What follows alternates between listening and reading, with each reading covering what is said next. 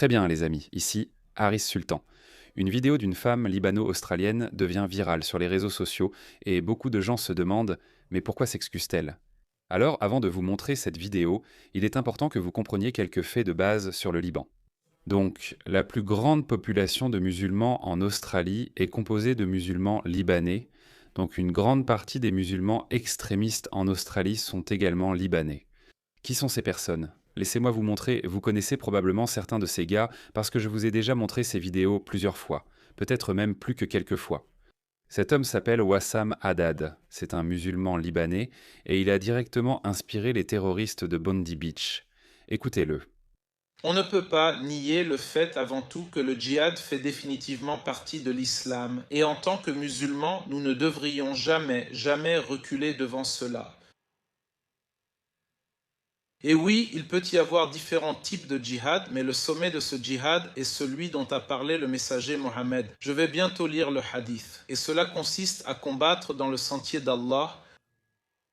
Donc combattre dans le sentier d'Allah, c'est le véritable djihad. C'est une partie importante de l'islam et aucun musulman ne devrait s'en détourner. C'est ce qu'il dit, donc c'est ce qu'il dit devant la caméra. Imaginez ce qu'il dit quand les caméras ne tournent pas. Eh bien, il inspire des terroristes comme Navid Akram, le type qui a massacré 14 Australiens à Bondi Beach. C'est une vidéo de 2 minutes. Il a aussi d'autres perles, mais ce n'est pas la question. C'est un musulman extrémiste, il adore Daesh, et pour une raison quelconque, on ne peut même pas l'expulser. On peut expulser les néo-nazis en Angleterre. Le gouvernement australien arrête pour des tatouages nazis, mais ne peut pas expulser des djihadistes ou partisans de Daesh comme lui. Voilà l'Australie. Voilà un gars, laissez-moi vous en présenter un autre. Souvenez-vous de lui. Je souris et je suis heureux. Je suis éclairé. C'est un jour de courage. C'est un jour de fierté.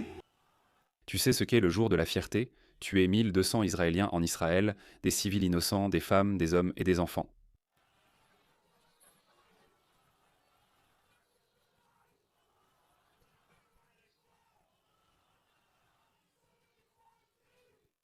Et la plupart de ces personnes qui l'acclament sont très probablement aussi libanaises. La plupart des musulmans australiens sont libanais, mais cette démographie évolue avec l'arrivée de nombreux musulmans d'Inde, du Pakistan, du Bangladesh, etc. Je ne comprends pas ce qui ne va pas avec nos gouvernements. 75 ans d'occupation, 16 ans de blocus. Ce qui s'est passé hier, c'était la première fois que nos frères et sœurs franchissaient le plus grand endroit du monde.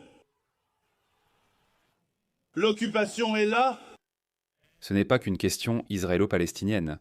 J'ai aussi montré une autre vidéo, celle d'un islamiste pur et dur. Il souhaite remplacer les démocraties libérales occidentales par la charia et un régime islamique. Il voit cela comme une lutte civilisationnelle. C'est un islamiste pur et dur. Au fait, ils adorent vous manipuler et dire « Hé, regarde, qu'est-ce qu'il y a de mal à ça ?» Nous défendons seulement les droits du peuple de Gaza à être libéré d'une puissance coloniale comme Israël. Non, ce n'est pas cela. C'est juste là pour vous faire taire. Ces types savent ce qu'ils font. Ils veulent renverser les démocraties libérales occidentales et les remplacer par la charia. Écoutez-le. Mes frères et mes sœurs, en islam, la victoire arrive. Or, et vous et moi, Inch'Allah, parce que nous aimons Allah et nous aimons son prophète. Nous sommes sur la voie de la victoire. Nous sommes sur ce chemin de la lutte civilisationnelle où nous verrons l'islam dominer. L'islam domine la lutte civilisationnelle. Il ne parle pas de la victoire des Palestiniens sur Israël, non. Il parle de la lutte civilisationnelle entre l'Occident et l'islam. Et parce qu'il est dans l'illusion, il prend parti pour son propre camp et il dit que l'islam dominera. C'est aussi un musulman libanais. Laissez-moi juste vous montrer qui sont ces personnes. Ce sont tous des musulmans libanais. D'accord, souvenez-vous de cette distinction. Ce ne sont pas des chrétiens libanais, ce sont des musulmans libanais. Ces gars-là étaient aussi pour la plupart des musulmans libanais. En effet,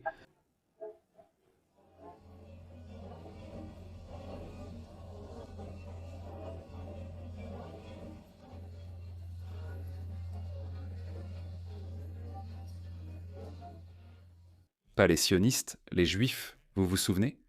Et puis, cette année, à l'anniversaire du 7 octobre, ils l'ont refait. Mais cette fois, ils étaient beaucoup plus clairs. Ils disaient là qu'on répétait seulement « Où sont les Juifs ?», comme si ça améliorait les choses.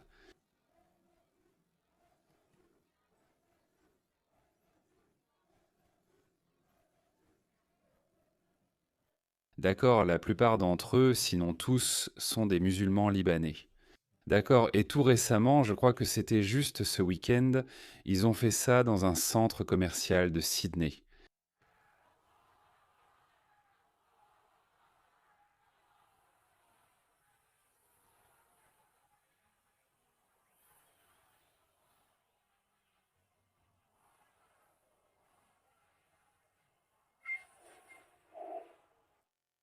Ils terrorisent l'Australie et les Australiens, et ce qu'ils ne comprennent pas, c'est qu'ils réveillent un géant endormi.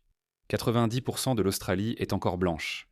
D'accord, 90% de l'Australie est encore blanche. C'est la même équation, ici aussi en Australie. Tout comme en Grande-Bretagne, 80% de la population est blanche. Et les Australiens peuvent voir que leur démographie est délibérément détruite. Donc c'est maintenant ou jamais, il faut se lever et éradiquer le terrorisme ou l'extrémisme. La communauté musulmane doit se lever et se différencier de ces gens-là, mais elle n'y arrive pas. Ce ne sont pas des personnes marginales. As-tu vu la foule ? Ce sont des musulmans australiens ordinaires qui se promènent. Ils ont un travail, ils vont travailler, puis le soir ils rejoignent ces manifestations et partagent ses opinions. Donc il va y avoir un problème. Et notre Premier ministre le plus faible et le pire de l'histoire de l'Australie, Anthony Albanese, n'a toujours pas mentionné l'islam ou l'islamisme. Il dit que l'antisémitisme, l'islamophobie et l'extrémisme d'extrême droite sont les plus grands problèmes en Australie en ce moment. Laissez-moi vous dire à quel point cette déclaration est stupide. 100% de tous les décès liés au terrorisme en 2025 ont été causés par le terrorisme islamique. Et quand votre Premier ministre ne peut même pas mentionner l'idéologie responsable de tous les décès liés au terrorisme en 2025, alors vous savez que votre Premier ministre est un lâche. Donc je m'attends à ce qu'on frappe à la porte. Vraiment, je veux qu'on frappe à la porte. Voyons simplement ce qui va se passer. Voici vos musulmans libanais. C'est pourquoi une femme libano-australienne en a assez et elle a un message pour tous les Australiens et je pense aussi pour tous les Occidentaux. Mais il y a un aspect trop triste. C'est une chrétienne libanaise, pas une musulmane, donc nous avons besoin de condamnations venant de la communauté musulmane. Sinon, vous savez quoi ? Ça va être une route difficile pour tout le monde. Donc soit vous éliminez l'extrémisme, soit vous l'expulsez. Je vous préviens, cette femme parle vraiment comme une Australienne, donc certains auront peut-être du mal à suivre, mais c'est typique de là-bas. Je suis libanaise et je suis née en Australie. Mes parents sont venus du Liban quand ils étaient très jeunes. Et j'ai vécu dans ce pays. Et ce pays a bien servi notre famille. Et nous avons vécu dans ce monde. Et nous avons respecté les lois de cette terre. Et je veux simplement présenter mes excuses au nom de ma communauté pour la gêne occasionnée. Pour les personnes qui viennent du Liban, qui ne sont pas nées ici, qui ne sont pas citoyennes australiennes et qui viennent ici pour causer du tort, de la haine et de la destruction. Et il ne s'agit pas seulement de personnes d'origine libanaise nées à l'étranger, de Gazaouis ou de Palestiniens qui causent des problèmes ici, ce sont en fait aussi des musulmans nés ici, en Australie, qui font cela.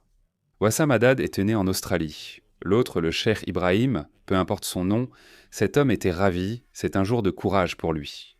Cet homme était né en Australie, comme Navid Akram. Son père indien a été radicalisé par son fils alors qu'il était un musulman modéré. Cela en dit long sur un musulman modéré qui est en fait une bombe à retardement. À tout moment, s'il commence à prendre l'islam au sérieux, il peut devenir un terroriste. D'accord, il le peut, comme avec Navid Akram, le fils de Bondi Beach, le terroriste. Il a été radicalisé par Wissam Haddad, un sympathisant de l'État islamique né en Australie. Et il a réussi à atteindre un musulman né en Australie qui était le fils d'un immigré indien et d'une femme italienne. Il y a quelque chose de vraiment inquiétant. Les enfants musulmans nés en Occident sont plus radicaux que leurs parents. Donc non, ce ne sont pas les musulmans nés à l'étranger, ce sont aussi ceux qui sont nés ici, donc il faut aussi les interpeller. Je veux présenter des excuses au nom de mon pays et je pense que tout le monde devrait commencer à faire de même. Et tout le monde doit se lever, se réveiller et commencer à présenter des excuses au nom de son pays. Je parle des personnes qui viennent et immigrent dans ce pays depuis le mien. Chaque communauté doit présenter des excuses et elle doit remercier le pays dans lequel elle a immigré. Mais nous voyons le contraire, nous voyons exactement l'inverse. Ils sont ingrats, exigent des réparations, ne remercient pas et manquent de reconnaissance. De plus, il leur manque aussi l'amour. En réalité, ils détestent ces pays. Je vous ai montré la vidéo de cet autre musulman australien. Laissez-moi vous la repasser. Écoutez, c'est un musulman né en Australie. Regardez le mépris qu'il a pour l'Australie, pourtant il choisit de vivre ici. Merci de rester loin de Bondi Beach, on en a assez, vous savez ce qu'on fera. Quand vous restez hors de la Palestine, l'Afghanistan, la Syrie, l'Irak, le Liban, la Libye, l'Algérie, la Bosnie, le Soudan, la Somalie, distinguez-vous. Il considère l'Australie comme faisant partie de l'Occident et il ne se voit évidemment pas comme faisant partie de cela. Mais c'est une lutte civilisationnelle, tu comprends ça? C'est pourquoi un musulman né en Australie, en Grande-Bretagne ou en Amérique ne pourra jamais être un véritable Britannique, Australien ou Américain, parce qu'il voit cela à travers une perspective civilisationnelle. Ce sont des migrants économiques, pas des migrants idéologiques. C'est la raison pour laquelle ils ont du mépris. C'est pourquoi non seulement ils ne sont pas reconnaissants, mais ressentent aussi du ressentiment et de la haine envers les pays où ils sont nés. La femme libanaise, je ne sais pas pourquoi elle est différente, elle est différente parce qu'elle est chrétienne. Donc elle peut se dissocier de ses griefs, comme sortir de la Palestine, de l'Afghanistan, de l'Irak, de la Libye, et peu importe. Elle n'a pas à avoir ce grief, même si elle en aurait raison contre cette communauté. Le Liban était autrefois majoritairement chrétien avant l'arrivée de l'islam. Asie. Ne vous mêlez pas du Moyen-Orient, de l'Afrique, ni de nos pays, nous en avons assez. Ensuite, nous resterons en dehors de Bondo. Non, ce que ces gens ne comprennent pas, c'est qu'en réalité, vous n'avez pas le choix. Si vous continuez avec cette attitude, vous serez expulsé. Mon pays, j'en parle. Je suis libanaise, je ne suis pas raciste. Non. Mais comment oses-tu venir dans ce pays? Et je ne parle pas seulement de ce qui s'est passé à Bondy. Je veux m'excuser pour ce genre de conneries de filles que des gens importent d'autres pays et qui pensent pouvoir venir corrompre d'autres pays. J'en ai assez. On essaie d'élever nos enfants dans un bon environnement. Nos familles viennent de la guerre. Elles ont eu une vie difficile. Nous venons dans un pays béni, pas pour que des conneries reviennent encore dans ce beau pays. Nos ancêtres et les femmes avant nous se sont battus. Les femmes ont été maltraitées par les hommes. Maintenant, les femmes peuvent travailler. Aujourd'hui, nous expérimentons la liberté au milieu de tant de changements, mais nous vivons comme si nous étions toujours stupides. Sommes-nous stupides? Je veux lancer une tendance, et si quelqu'un a le courage de se lever et de commencer à s'excuser au nom de son pays, il devrait le faire. Tout le monde comme ça suffit. Si vous voulez vous battre, restez dans votre pays. C'est aussi simple que ça. Ça n'a rien à voir avec « Oh, j'ai raison, tu as tort ». C'est juste complètement maléfique. Et comment osez-vous venir dans d'autres pays et commencer à manquer de respect et à tuer des gens? J'en ai assez et je m'excuse au nom du Liban, mon pays. Pour tous les nuggets et tryhards qui croient pouvoir venir en Australie et se comporter en héros, Ouais, absolument, des idiots finis, des idiots finis. Ils ont juste besoin d'être ramenés à la réalité très rapidement. Mais s'ils continuent avec cette attitude qu'on a vue, quand la majorité silencieuse se réveillera, vous n'êtes même pas. Un d'accord, vos citoyennetés seront annulées et des expulsions massives auront lieu. Nous mettons toute la pression possible au monde. Ce n'est pas seulement moi, il y a tellement d'autres personnes qui mettent la pression sur notre gouvernement albanese. Qui est aussi lâche? Il n'a jamais mentionné l'islam ou l'islamisme, pas une seule fois il n'en a parlé depuis le massacre de Bondi Beach. Il est sous beaucoup de pression. Il met en place ses lois sur les discours de haine, il s'en prend aux gens avec des tatouages de croix gammées nazies. Oui, littéralement, ils ont commencé à arrêter des gens. Regarde Jésus, laisse-moi te montrer. Un père australien risque 1 an de prison après avoir été traqué par la police à cause de supposés tatouages SS. Donc il a un tatouage SS, d'accord? Regarde ça. Le Premier ministre de la Nouvelle-Galles du Sud, Chris Minns, quel clown. On n'a pas la liberté d'expression comme aux États-Unis, ici. Nous devrions supprimer la liberté d'expression pour protéger le multiculturalisme. Ou alors supprimer le multiculturalisme et préserver la liberté d'expression? Qu'en penses-tu, Kansur? Oui, absolument. Je veux dire, tu sais, il serait évidemment ridicule qu'il soit illégal de mettre un symbole nazi sur un drap, mais tu peux le mettre sur ton corps, il n'y a pas de place pour ça.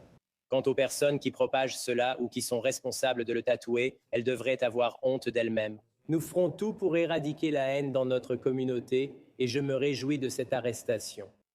Je n'ai aucune sympathie pour les néo-nazis, d'accord, mais quand on commence à arrêter des gens à cause de tatouages, de paroles, de stupides saluts nazis, pour ces petites choses, il vaudrait mieux les ignorer. Ils n'ont commis aucun acte terroriste, c'est vrai. Il n'y a aucune menace crédible ou sérieuse de néo-nazis en Australie. D'accord, il n'y en a pas. Abiy Yemeni a dit qu'en tant que juif en Australie, il sait de quel groupe il a peur, et ce ne sont pas les néo-nazis. Les néo-nazis. Oui, ils sont là, ils sont agaçants, mais ils ne représentent pas une menace. Une fois que vous commencez à les arrêter, une fois que vous commencez à les victimiser. Parce qu'un islamiste, ce qu'ils ne veulent pas mentionner, un islamiste a tué 15 Australiens, pas un néo-nazi. Il vaut mieux ignorer les néo-nazis, laissez-les. Une fois que vous commencez à les persécuter, leur nombre va augmenter. On dirait qu'ils veulent que les gens soient poussés à l'extrême droite. Dieu est plus grand, Dieu est plus puissant. Tu n'es rien.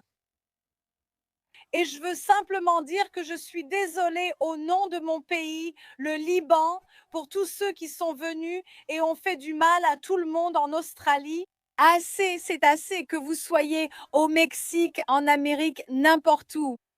Recommencez, réprimandez les gens qui viennent et pensent qu'ils sont des héros. Assez, vraiment assez. Restez dans votre pays. Si vous êtes plein de haine et que c'est comme ça que vous avez été élevé, restez là-bas, parce que les gens qui ont travaillé si dur, qui perdent des impôts et tout, sont les. Nous sommes ceux qui souffrent. Vous tuez nos innocents. S'il y a des guerres à l'étranger, laissez-les là-bas. Dieu s'en chargera, ça suffit. Avec les manifestations, il n'y a pas besoin. Si ça ne se passe pas dans votre pays, il n'y a pas besoin de manifester. Ne protestez pas. Vous pouvez écouter une histoire, savoir ce qui se passe dans un autre pays, mais ne protestez pas. Ici, vous êtes des dieux. Tout le monde doit arrêter de se comporter comme Dieu. Ça suffit. J'aimerais voir plus de musulmans parler comme ça. Elle est chrétienne libanaise, donc ce n'est pas étonnant qu'elle en parle. J'espère qu'elle ne subira pas de représailles, car la communauté musulmane libanaise peut être très agressive. On a tendance à s'en éloigner. Je ne les vois que lorsque je vais manger un kebab libanais. Bien sûr, ce sont de bonnes personnes. Il y a des bonnes et des mauvaises personnes partout.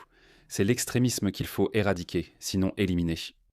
Regardez le Premier ministre de Nouvelle-Galles du Sud, Chris Minns, qui affirme que la liberté d'expression doit disparaître pour protéger le multiculturalisme. Quel clown! Regardez cette vidéo. J'ai toujours reconnu que nos lois sur la liberté d'expression diffèrent de celles des États-Unis. Nous souhaitons préserver une communauté multiculturelle unie. Nos règles sur la liberté d'expression diffèrent de celles des États-Unis. Nous appliquons strictement les règles contre le discours de haine dans l'État. Si nécessaire, j'agirai au niveau législatif. Nous devons agir pour protéger cela. On ne peut pas simplement laisser aller les choses n'importe comment, où la société civile ferme les yeux et dit « Eh bien, ici, la liberté d'expression règne. Les gens peuvent dire ce qu'ils veulent. » En Nouvelle-Galles du Sud, les lois sur la liberté d'expression diffèrent de celles des États-Unis. Et la raison, c'est que nous aimons le pays que nous avons ici et nous allons prendre des mesures pour protéger ce qui a été construit au fil des décennies. Alors quoi, les Américains n'aiment pas leur pays? Quelle déclaration et quel type vraiment stupide. Et ils ne font cela que pour protéger une seule communauté. Une communauté qui est des responsables de 100 attentats terroristes en 2025, d'accord? Au lieu de dénoncer l'enfant à problème, ils punissent tous les agriculteurs australiens, les chasseurs, les Australiens ordinaires, les influenceurs. Comme moi-même. Nous allons être surveillés, nous allons être persécutés, poursuivis pour nos propos. C'est notre droit en tant que citoyens d'un pays libre, libéral et démocratique. Nous devons rester vigilants et surveiller nos paroles. Qui a Starma, encore ce système à 2 vitesses de Kier. Je vous ai dit que cela allait arriver en Australie et cela se produit sous nos yeux. Et il semble que nous ne puissions absolument rien faire. Ils instaurent ces lois draconiennes, je ne sais pas. Écoutez, je suppose que ma pire crainte va devenir réalité. Quand je recevrai un coup à la porte, je vous dis simplement que je suis mentalement préparé à ce que cela arrive. Et quand ce sera le cas, je ne reculerai pas. D'accord, je ne reculerai pas. Nous avons besoin que les musulmans sortent et commencent à dénoncer les brebis galeuses dans leur communauté. Sinon, vous savez quoi, ça va être une période difficile pour tout le monde.